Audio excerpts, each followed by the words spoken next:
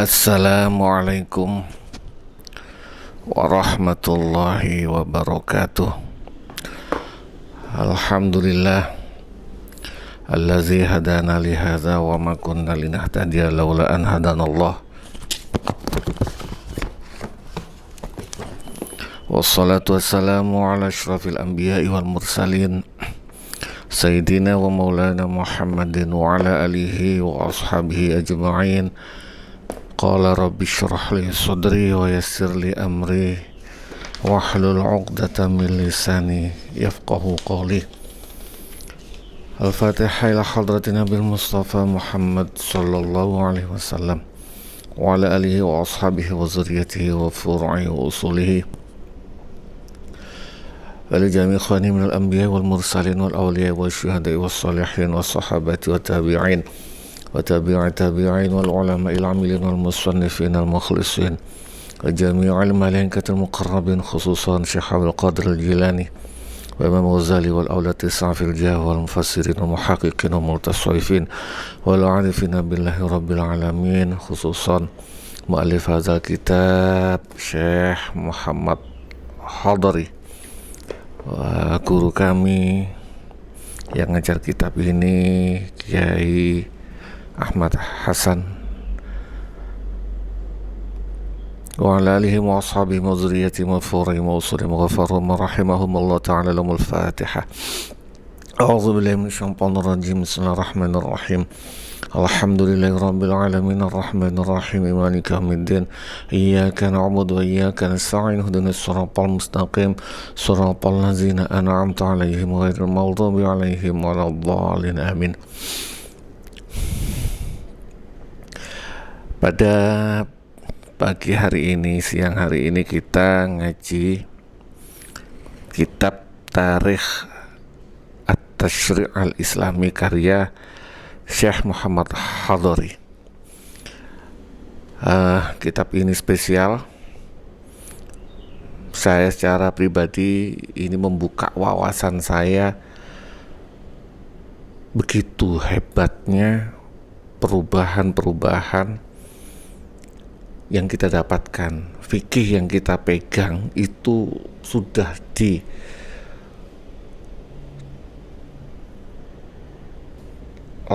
upaya yang sedemikian besar oleh para ulama sehingga menjadi sesuatu yang sudah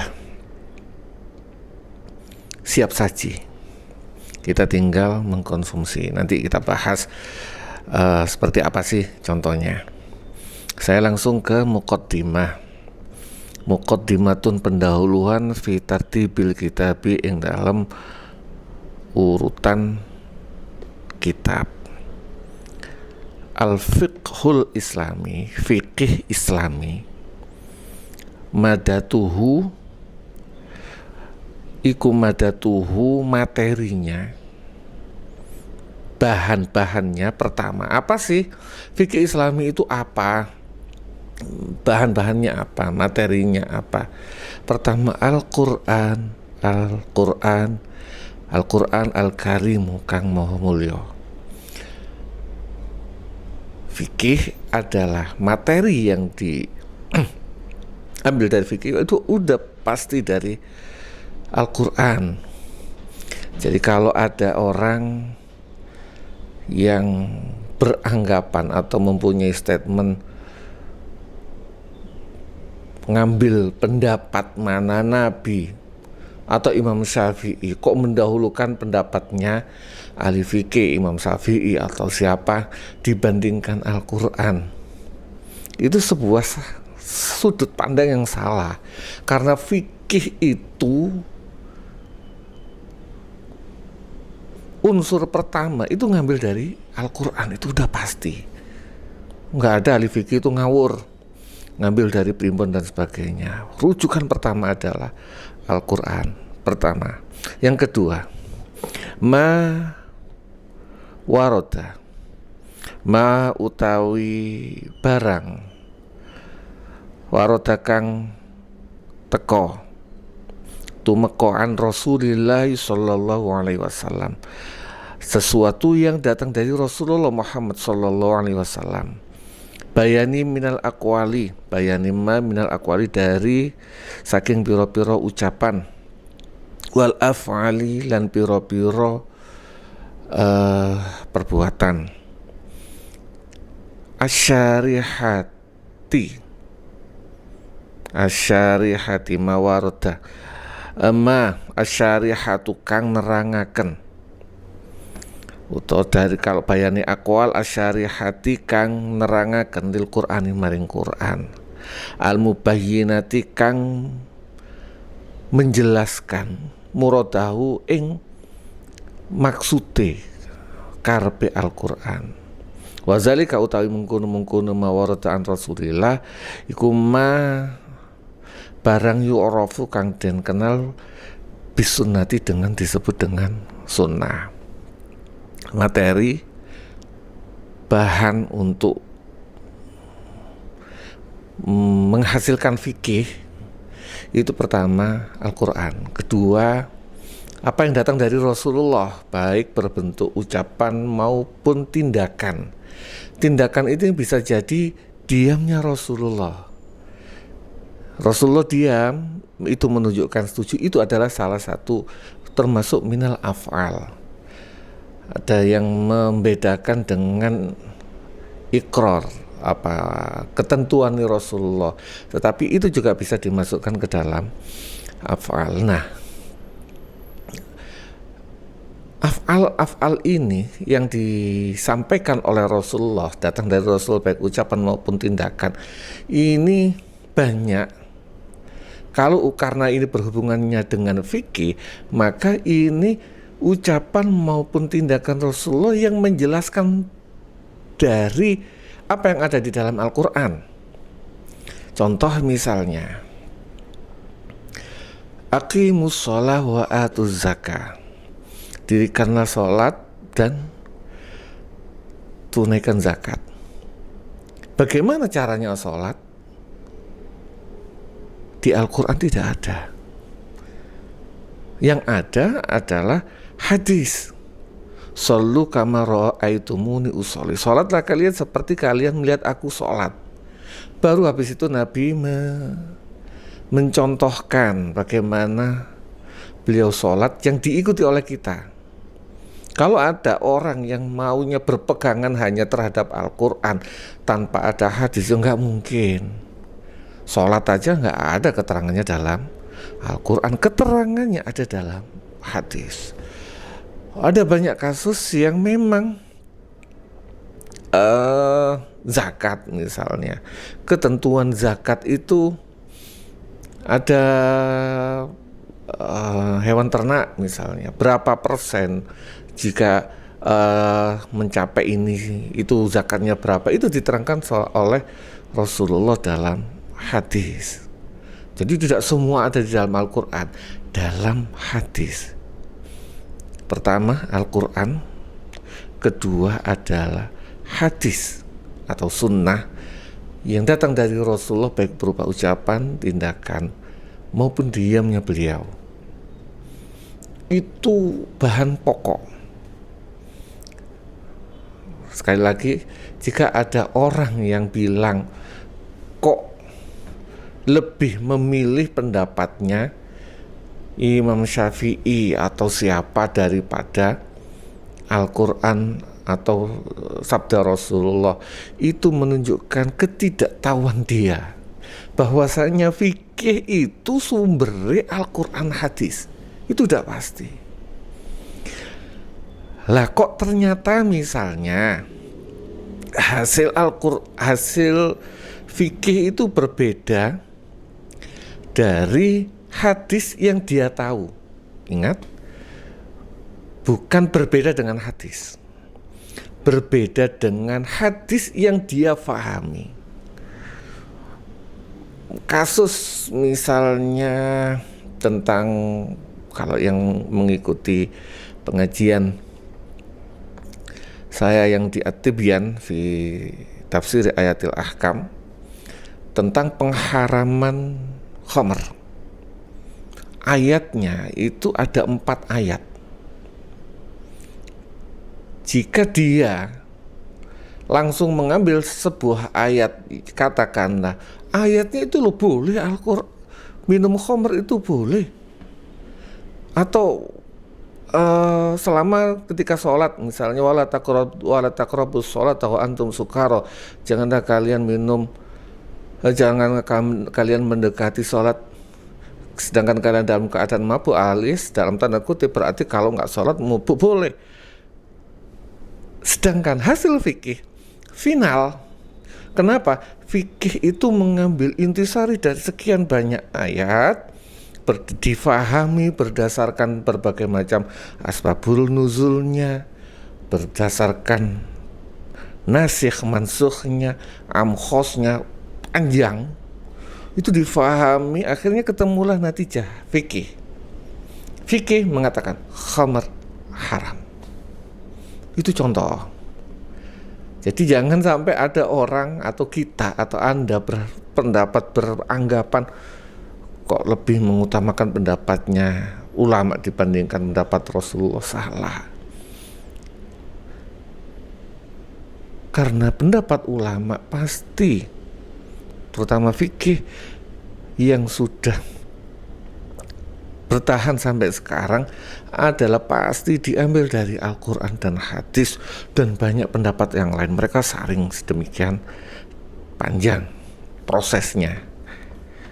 Ini satu, dua. Yang ketiga, apa? Yang ketiga ada aro'ul fuqaha, beberapa pendapat, piro-piro pendapat ahli fikih.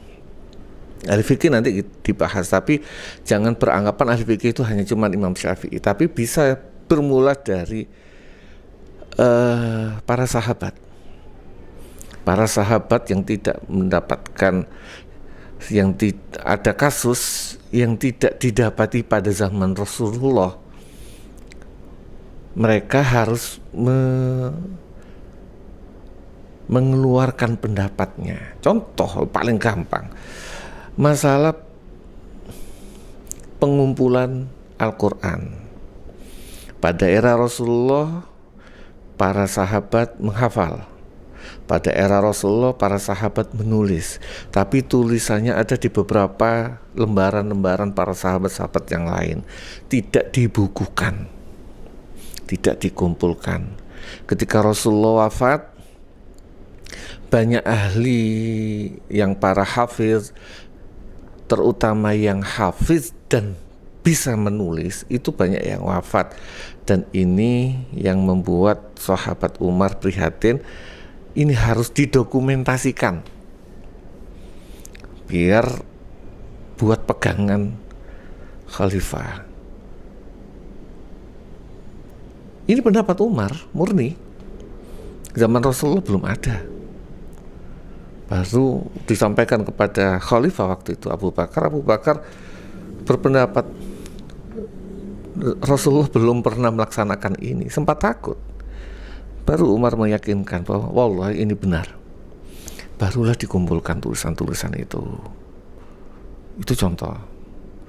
Berkembang tulisan-tulisan itu ketika Islam sudah mulai menyebar ke negara-negara mana, tulisan yang dikumpulkan sama panitia pengumpulan tulisan Al-Quran itu mempunyai berbagai macam versi gaya tulisan. Ya kita tahu ada misalnya contoh kalau dalam bahasa khat di Arab itu ada khat kufi, khat naskhi dan sebagainya. Atau mungkin kalau zaman sekarang ada yang tulisannya Latin, Gedrik dan sebagainya. Waktu zamannya sahabat Abu Bakar baru dikumpulkan, tapi tidak ditulis ulang. Dikumpulkan, dan itu Islam itu sangat ketat. Para sahabat itu sangat ketat biasanya. Oke. Saya yakin kalau tanya yang hafal Al-Quran zamannya para sahabat Abu Bakar banyak.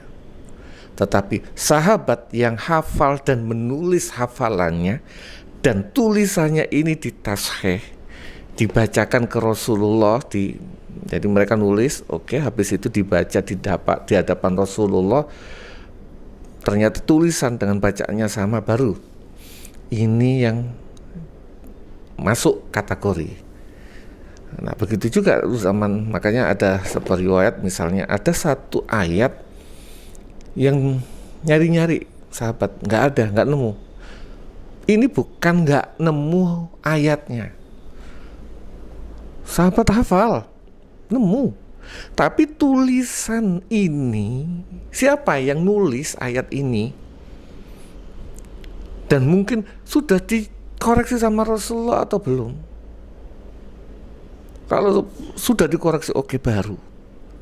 Jadi sedemikian detailnya para panitia yang dipimpin oleh Zaid bin Thabit kalau nggak salah dalam mengumpulkan, memverifikasi tulisan Al-Quran yang ada di para sahabat. Baru zamannya sahabat Utsman, tulisan-tulisan yang tadi yang terpisah dengan berbagai macam khat itu ditulis ulang menggunakan khat Utsmani atau disebut dengan khat nuskhi. Dan khat ini cara penulisan orang Quraisy. Karena Al-Quran diturunkan di suku Quraisy, penulisannya harus berdasarkan penulisan suku Quraisy.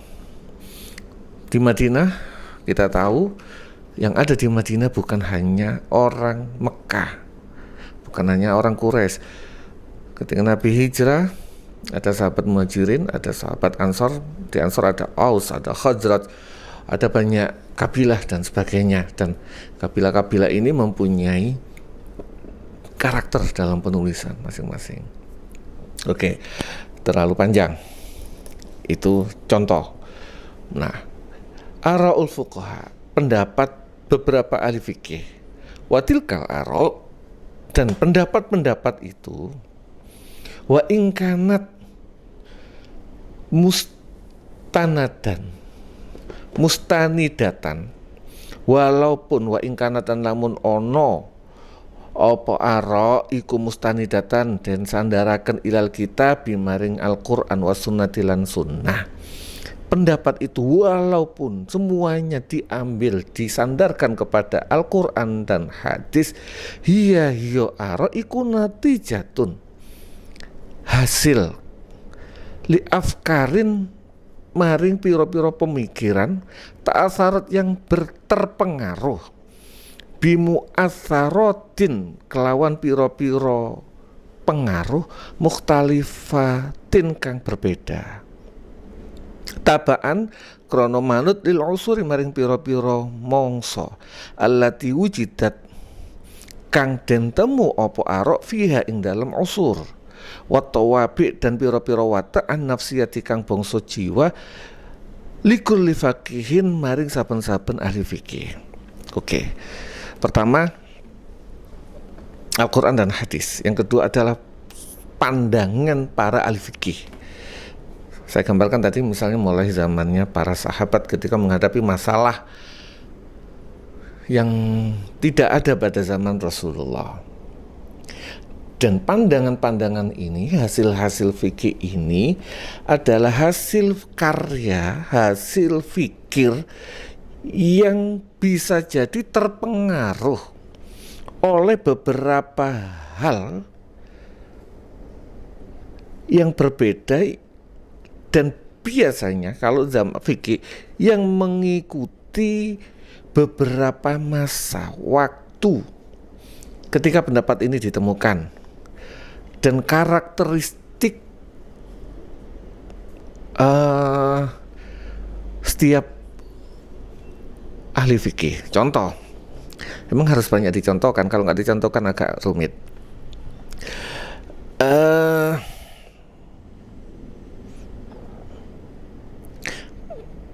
Sahabat Abdullah bin Umar itu orang tipikal detail, atau paling gampang saya contohkan begini. Para sahabat sebagian besar tahu, hampir banyak yang melihat, karena Rasulullah, sholatlah kalian dengan cara sholatku. Oke. Para sahabat hampir semua melihat bagaimana Rasulullah sholat. Tapi detilnya Rasulullah sholat, tangannya ketika rukuk di dengkul ini genggam, begar atau bagaimana, itu tidak semua sahabat yang memperhatikan. Sujudnya seperti apa, rukuknya detil, saya ngomong detilnya, itu tidak semua sahabat. Nah, hanya beberapa sahabat yang mempunyai kedetilan, sehingga karakteristik detilnya ini loh yang mempengaruhi sudut pandang beliau dalam memberikan pendapat. Sujud itu harus begini, rukuk itu harus begini. Ini contoh. Nah, para sahabat sendiri mempunyai karakteristik macam-macam. Ada misalnya Hudzaifah bin Yaman. Hudzaifah bin Yaman itu kalau para sahabat lain melihat dari yang diperbolehkan dulu, Hudzaifah bin Yaman mencari yang keren dulu. Karakteristik beliau lebih cenderung ke tasawuf. Jadi misalnya kalau kemarin saya bahas contoh di pengajian yang lain, At-Tibyan fi Tafsir Ayatil Ahkam, bahas masalah menikahi ahli kitab. Abdullah bin Umar, putranya Ibnu Umar, langsung menganggap itu haram menikah ahli kitab. Kenapa? Dasarnya ayat Al-Quran. Ada misalnya amma yushikun, bahwasanya berarti orang ahli kitab itu Yahudi dan Nasrani pada era Rasulullah juga sudah musyrik. Karena sudah musyrik, mereka haram untuk dinikahi. Dan statement yang lain secara logika, ketika ada orang yang menganggap bahwasanya Yesus adalah anak Tuhan, berarti kan sudah menyekutukan Allah. Menurut Abdullah bin Umar, haram. Ayahnya sendiri, Abdullah bin Umar, tidak menganggap haram,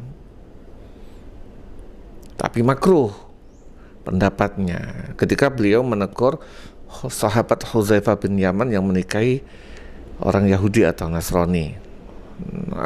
Sahabat Umar memberikan surat ceraikan. Ketika akhirnya Hudzaifah bin Yaman bertanya, apakah haram? Sahabat Umar menjawab, aku tidak bilang itu haram, tetapi ini demi aku khawatir kalian terjebak oleh orang-orang yang ahli kitab, orang Yahudi dan Nasrani yang justru tidak musonat, karena di ayatnya itu musonat. Artinya secara hukum sahabat Umar tidak berani mengatakan haram karena dalam ayat jelas boleh. Salah satu ayat surat An-Nisa kalau nggak salah boleh. Karenanya beliau gak berani mengatakan itu haram. Tetapi sudut pandangnya sahabat Umar, nah ini arok pendapat Umar, membahayakan sekali jika orang Islam menikahi orang non-muslim yang kita tidak tahu karakteristik mereka, apakah benar-benar mereka nikah dan sebagainya. Imam Syafi'i mutlak boleh menikahi ahli kitab, tapi harus difahami ahli kitab itu apa, banyak keterangannya. Oke, ini sudut pandang, atau saya nggak ngomong Imam Syafi'i karena beda masa. Atau Hudzaifah bin Yaman jelas mengatakan halal. Kenapa? Beliau menikahi, melaksanakan itu.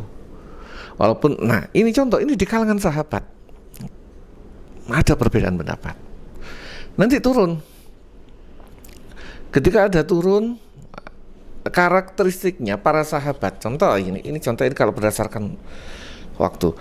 Para sahabat itu langsung melihat Rasulullah sholatnya, mereka tidak banyak perbedaan pendapat, nggak ngeyel sholatmu kudu ngene, nggak ngeyel. Mereka tahu bagaimana sholat dan mereka tidak disalahkan sama Rasulullah.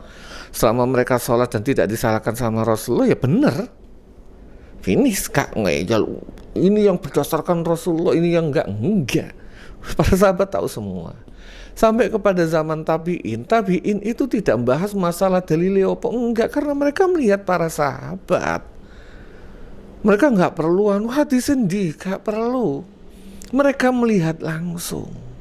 Para sahabat melakukan itu, artinya kalau para sahabat melakukan itu kalau bukan cuma satu orang loh ya, banyak.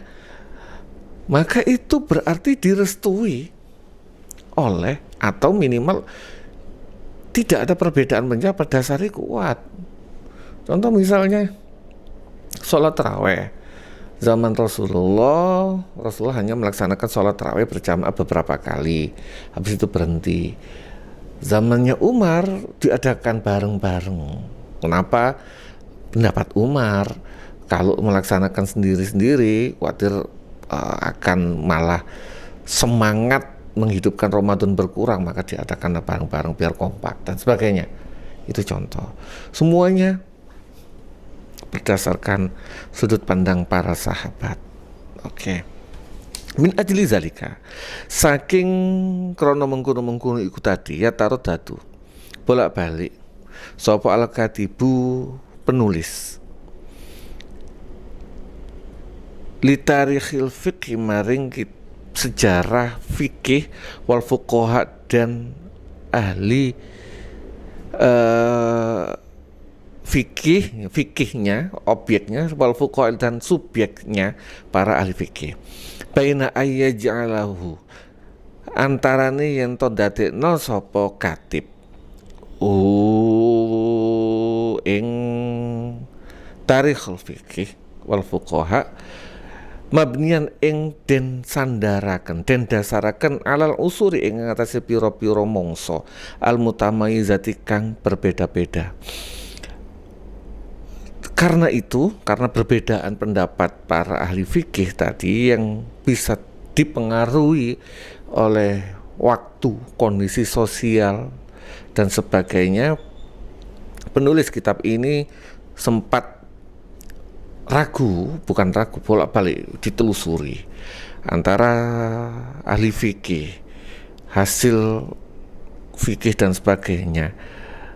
Disandarkan kitab ini mau ngambil sudut mana antara dibahas per masa atau wa ayabni lan yento ndasari bangun sapa katib ing kitab ini ala ashkhasil mujtahidina ing atase pira-pira personal ahli ijtihad al fikih tabaan krono manut likhtilafi tawabi'ihim maring perbedaane watak an-nafsiyati kang bangsa jiwa.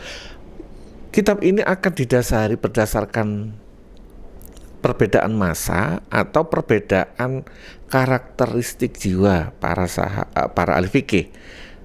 Walakin nazratan wahidan, tetapi berdasarkan satu pandangan. Ja'alat dati akan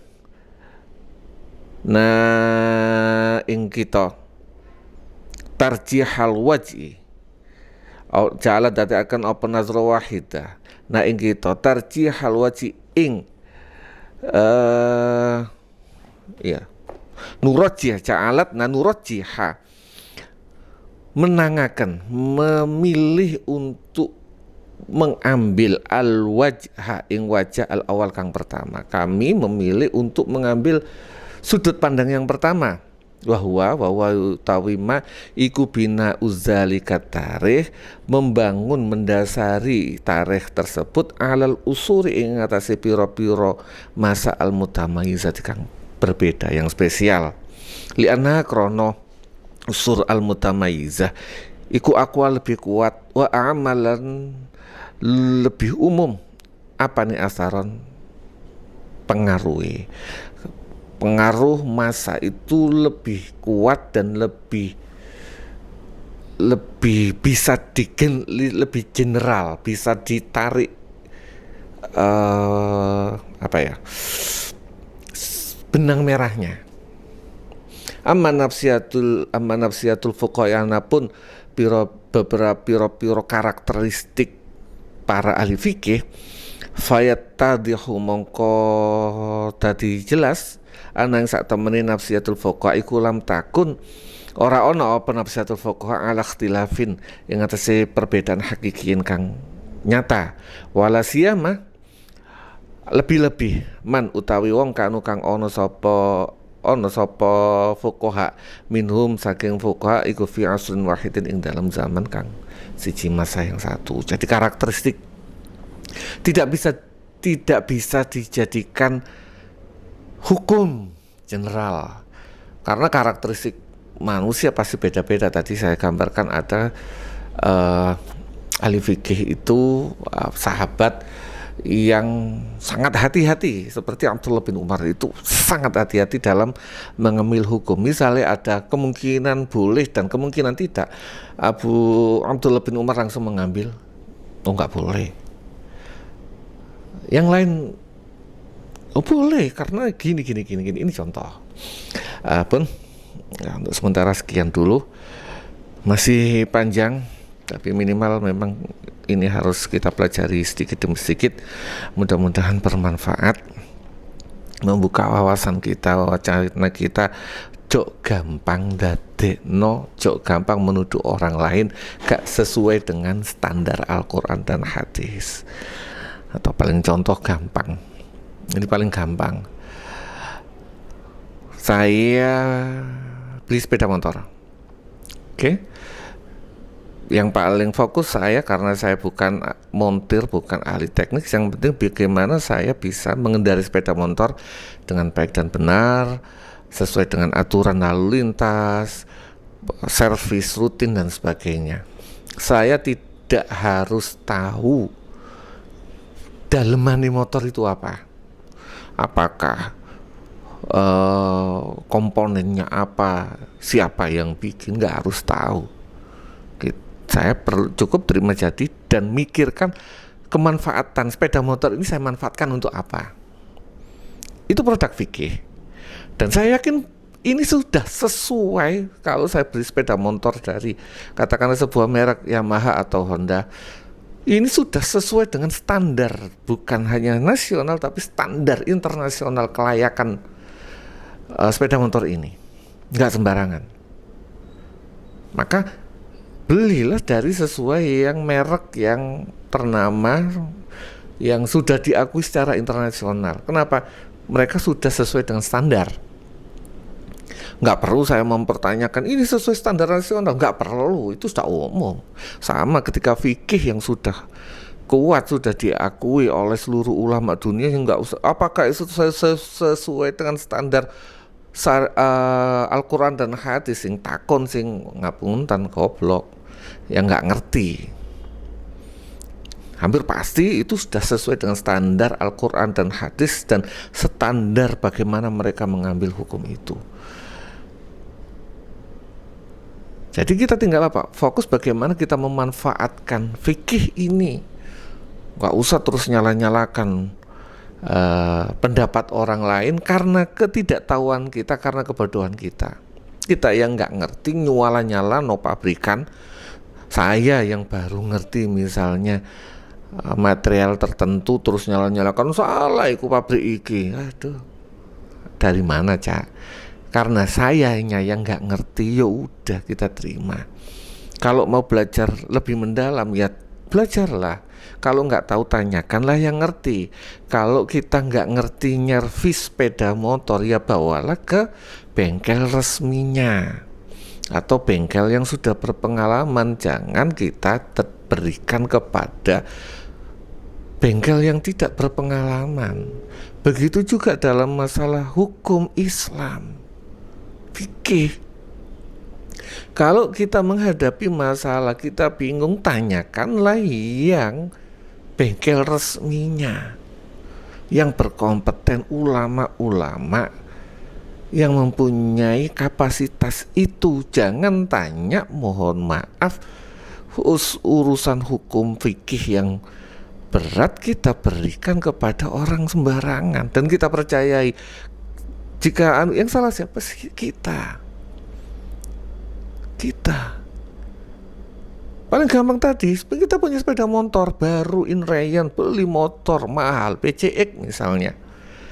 Secara aturan setelah 500 kita servis ke bengkel resmi, ganti oli dan sebagainya. Ada orang Ngomong nggak perlu servis 500, nggak perlu. Ini loh begini. Percaya. Terus motor itu rusak. Yang salah siapa? Kita percaya orang yang nggak kompeten. Ini kitab ini mengajari kita untuk seperti itu. Kurang lebihnya mohon maaf yang sebesar-besarnya. Akhirul kalam. Wabillahi taufiq wal hidayah wa ridha wal inayah. Wassalamualaikum warahmatullahi wabarakatuh.